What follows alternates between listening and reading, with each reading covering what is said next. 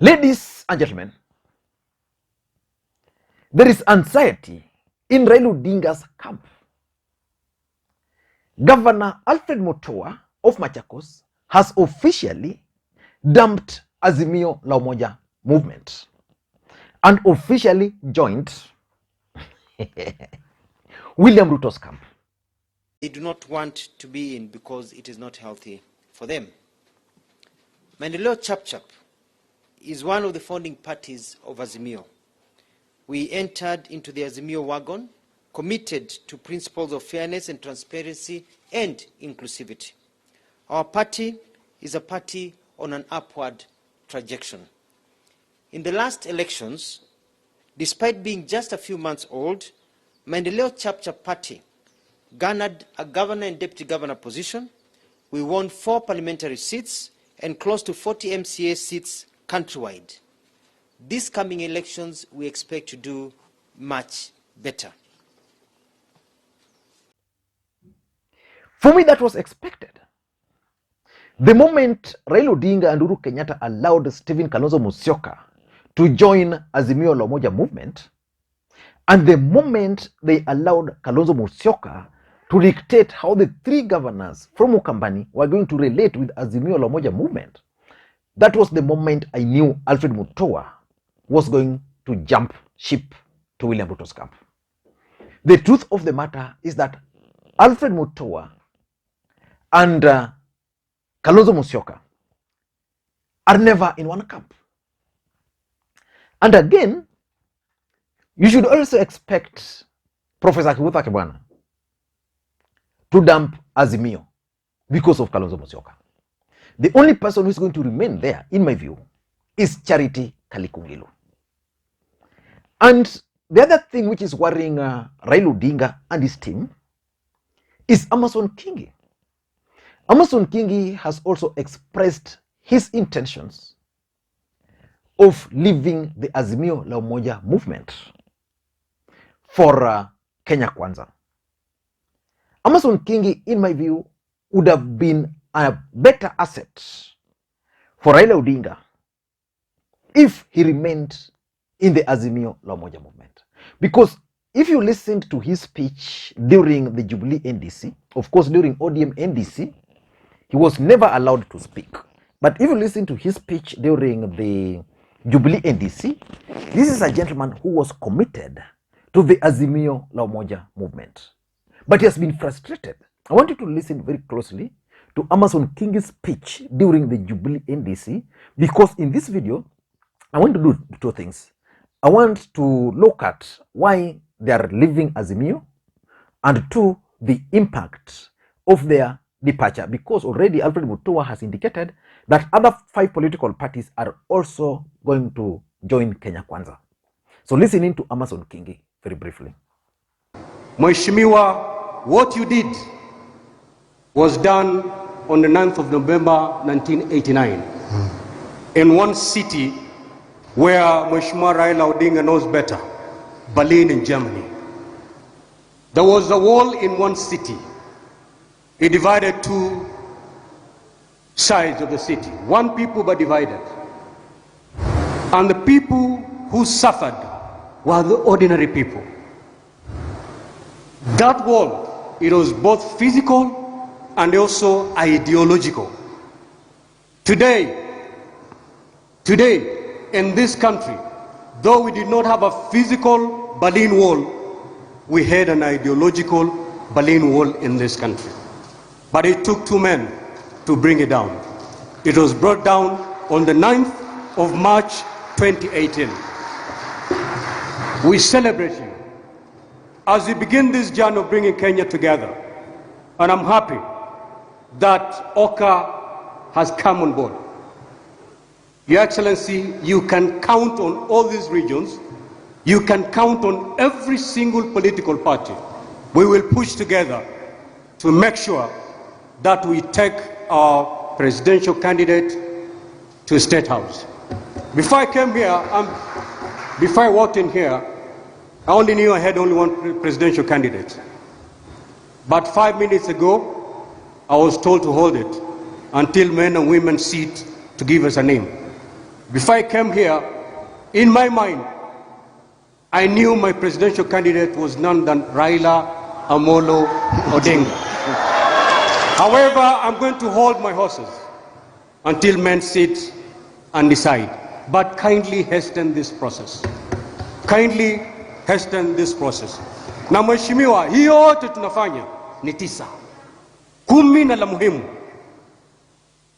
If this formation does not sit in State House, all this will go to West. Exactly. We will be exposed, tutachinjwa, na unajua nani atakuchinja. Na ataanza na wewe. So, to Jubilee, we wish you the best. May God bless you. Thank you. Asante sana Mheshimiwa Kingi. Haya, nataka nimwalike No, that's Amason Kingi. Why do you think these gentlemen are leaving Azimio? Before we get into that, if you're watching the channel for the first time, please just click that subscribe button so that next time we produce a video like this, YouTube will automatically notify you. What we do on this channel is different. We analyze politics in a way you can't find any other place. And to the subscribers, please give this particular video thumbs up. That's the best way you can support this channel, and you can also drop your comment. Now, why do you think the parties, there were 22 parties which formed the Azimio One Kenya Alliance, are planning to ditch Azimio? Why do you think they're planning to do that? Of course, the truth of the matter is that Jubilee and ODM were the major political parties. So there are certain political parties which joined Azimio through ODM party. Alfred Mutua's Chap Chap joined Azimio through President Uhuru Kenyatta's Jubilee party.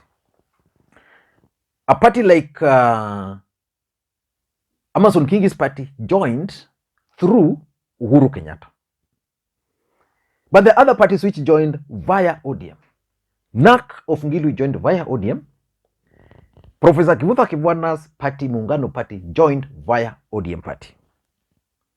I don't know the arrangement they had with Kalonzo, but I also tend to think that Kalonzo either joined through Jubilee, but Kalonzo was insisting that they were going to join to make third-legged alliance, so that we had ODM, Jubilee, and then Kenya Kwanza, and Kenya Kwanza had other political parties. And one question I keep on asking myself is, where is Gideon Moi? Why is Gideon Moi missing in action? Is it true that Gideon Moi is also in some agreement with William Ruto? I don't know, but those are talks within the political corridors. But why do you think these parties are leaving? Number one is the zoning. The truth of the matter is that there is no way you can allow Maendeleo Chap Chap and convince Alfred Mutua that Ukambani is zoned, that the only party which can sponsor candidates in Ukambani is Wiper. Well, these guys are in competition.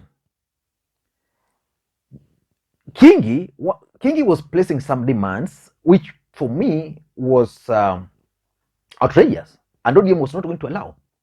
Kingi was saying, for example, that he wants ODM party not to sponsor a candidate in Kilifi. That Kilifi, which voted 6 peace for ODM, with supporters there, that ODM should not sponsor a candidate, that Kilifi should actually be zoned for them. So this zoning is what is causing all this. Kingi is leaving because ODM is sponsoring candidates in Kilifi. Alfred Mutua is leaving because Wiper is insisting that it's only Wiper which should sponsor candidates in Ukambani.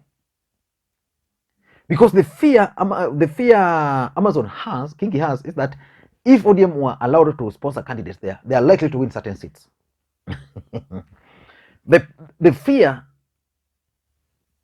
Alfred Mutua has is that if Wiper were to be allowed to sponsor candidates, even if he was to be allowed, then it means ultimately, at the end of the day,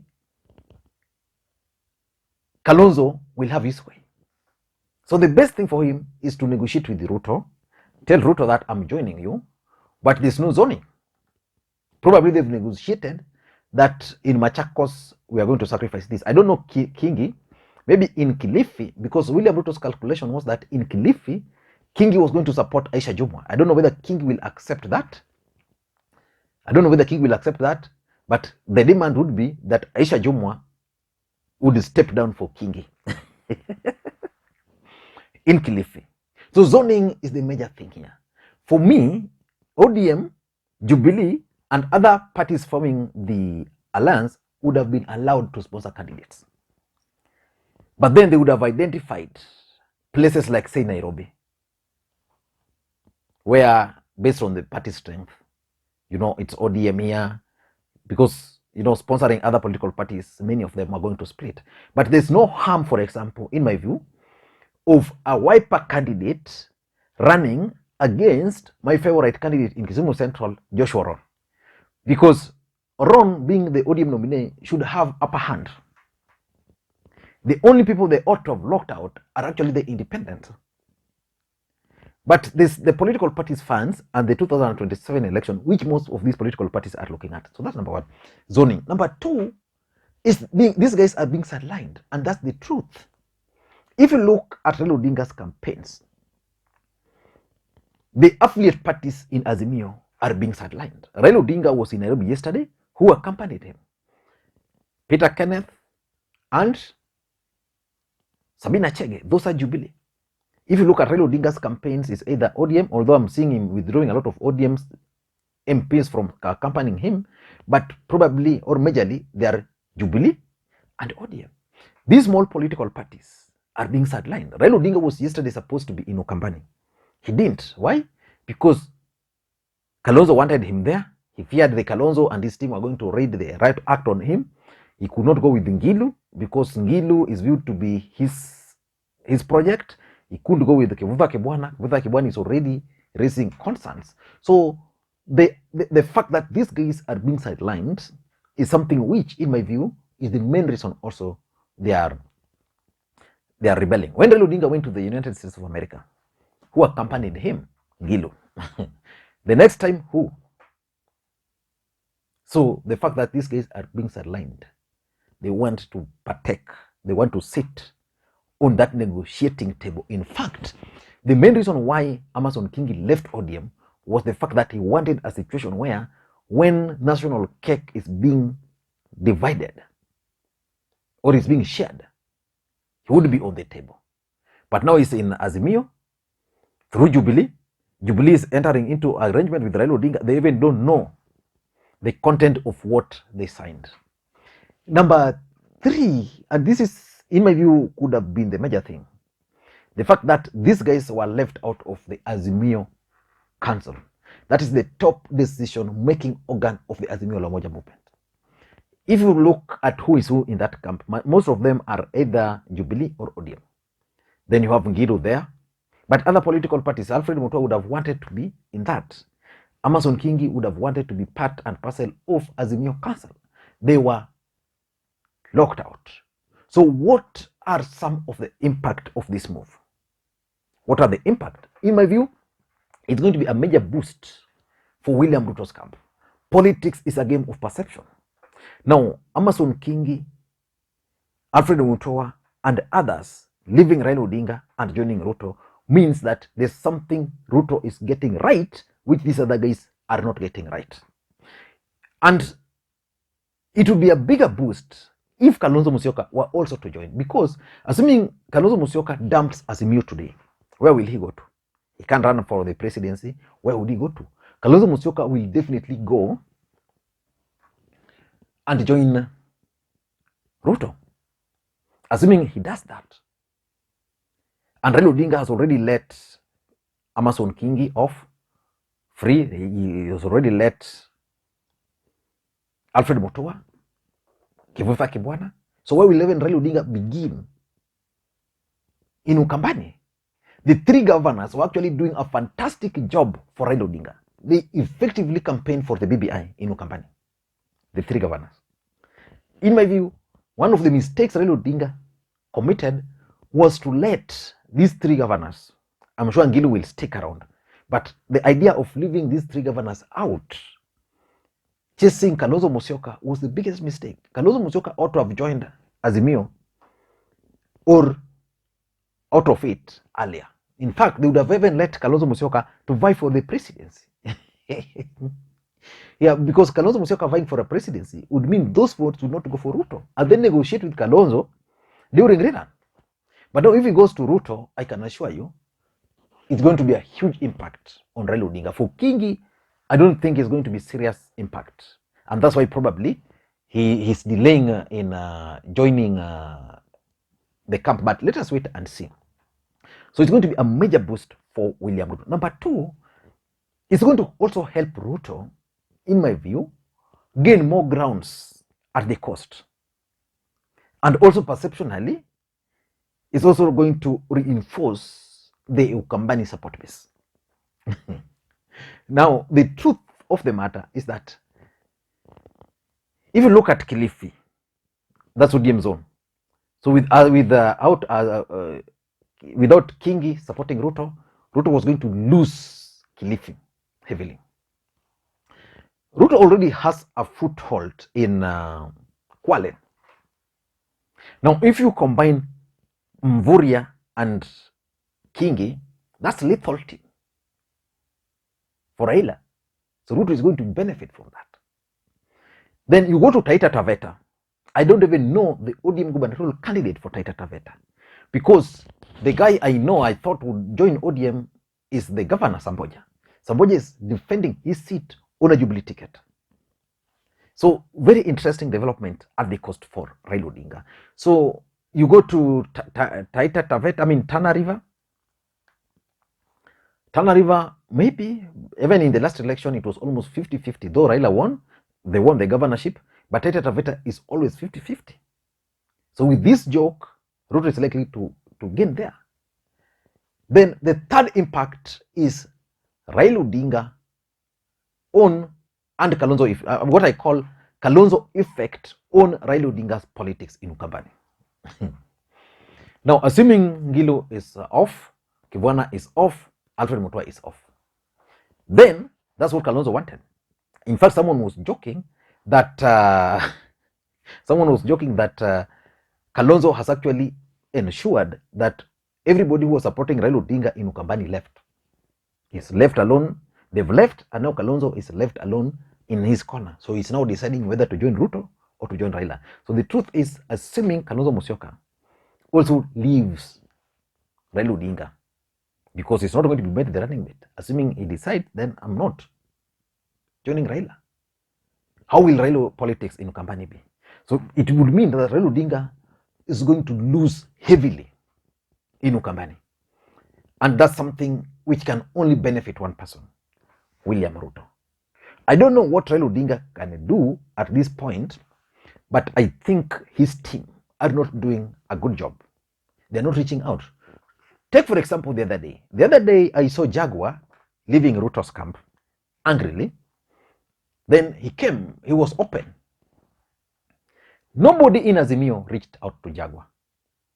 But what about yesterday? You saw Jaguar making a lot of noise somewhere in Kakamega. So it means Ruto reached out to him. And that kind of reaching out is lacking in the Azimio One Kenya Alliance.